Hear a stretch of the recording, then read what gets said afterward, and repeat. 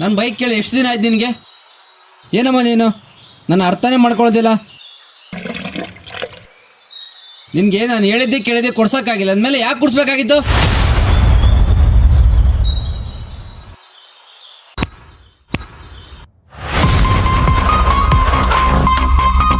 ಶಬಾಷ್.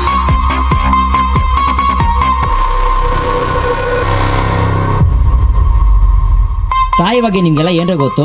ಪ್ರತಿಯೊಂದು ತಾಯಿನೂ 10 ಕೈಗಳು ಮಾಡೋ ಕೆಲಸನ ಒಬ್ಳೇ ಮಾಡ್ತಾಳೆ. ಪಾಠ ಹೇಳ್ಕೊಡೋ ಟೀಚರ್ ಆಗ್ತಾಳೆ, ತಪ್ಪು ಮಾಡಿದ್ರೆ ಪೊಲೀಸ್ ಆಗ್ತಾಳೆ, ಶಿಕ್ಷೆ ಕೊಡೋ ಜಡ್ಜ್ ಆಗ್ತಾಳೆ, ದಿನ ಪೂರ್ತಿ ತನ್ನ ಮಕ್ಕಳನ್ನ ಫ್ಯಾಮಿಲಿ ನೋಡ್ಕೊಳ್ಳೋ ಕೇರ್ ಟೇಕರ್ ಆಗ್ತಾಳೆ, ಹೊಟ್ಟೆ ಹಸಿದಾಗ ಅಡುಗೆ ಆಗ್ತಾಳೆ, ಕೊನೆಗೆ ಮನೆ ಕೆಲಸದವಳು ಆಗ್ತಾಳೆ.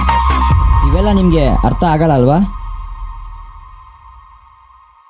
ಅಣ್ಣ, ನನ್ನ ಫ್ರೆಂಡ್ಸ್ ಮನೇಲಿ KTM ಬೈಕ್ ಕೊಡಿಸಿ ಅವ್ರ ಅಪ್ಪ ಅಮ್ಮ ಎಷ್ಟು ಚೆನ್ನಾಗಿ ನೋಡ್ಕೊಂತಾರೆ ಗೊತ್ತಾ? ನಮ್ಮ ಮನೇಲೂ ಇದ್ದಾರೆ. ನೀನೇ ಹೇಳಪ್ಪ. ಅವನೇನ್ ಕೇಳಿದ್ರು ಇಲ್ಲ ಅಂದಿಲ್ಲ. ನಮ್ಗೆಷ್ಟೇ ಕಷ್ಟ ಆದ್ರೂ ಅವನ್ ಇಷ್ಟಪಟ್ಟಿರೋದನ್ನ ಕೊಡ್ಸಿದೀವಿ. ನೀನು ಅವ್ರ ನೋಡಿ ಅವ್ನು ಹಂಗಿರ್ತಾನೆ, ಇವ್ನು ಹಿಂಗಿರ್ತಾನೆ, ನಾನು ಯಾಕೆ ಹಿಂಗಿದ್ದೀನಿ, ನಾನು ಅವ್ರ ಥರ ಆಗಬೇಕು ಅಂತ ಮನೆಯವ್ರ ಕಷ್ಟ, ಸಾಲ, ಅವ್ರ ಪರಿಸ್ಥಿತಿನ ಅರ್ಥ ಮಾಡ್ಕೊಳ್ದೆ ಅವ್ರನ್ನ ಕಾಡ್ತಿರಲ್ಲ.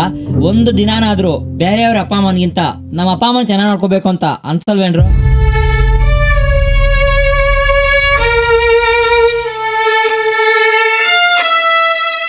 ಸಾರಿ ಅಣ್ಣ, ಅಮ್ಮ ಸಾರಿ. ಇನ್ನು ಮುಂದೆ ಯಾವತ್ತೂ ಈ ಥರ ಮಾಡಲ್ಲ.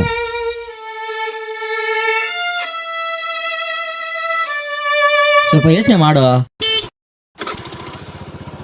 ಹಲೋ ಮಿಸ್ ನೈನಾ, ಯಾಕಿಷ್ಟು ಲೇಟು? ಕಫಿಟ್ರಾ ಇತ್ತು ಅಂದ್ರೆ ಹಾ, ಅದನ್ನೇ ಉಲ್ಟಾ ಮಾಡು. ಇದಕ್ಕೆ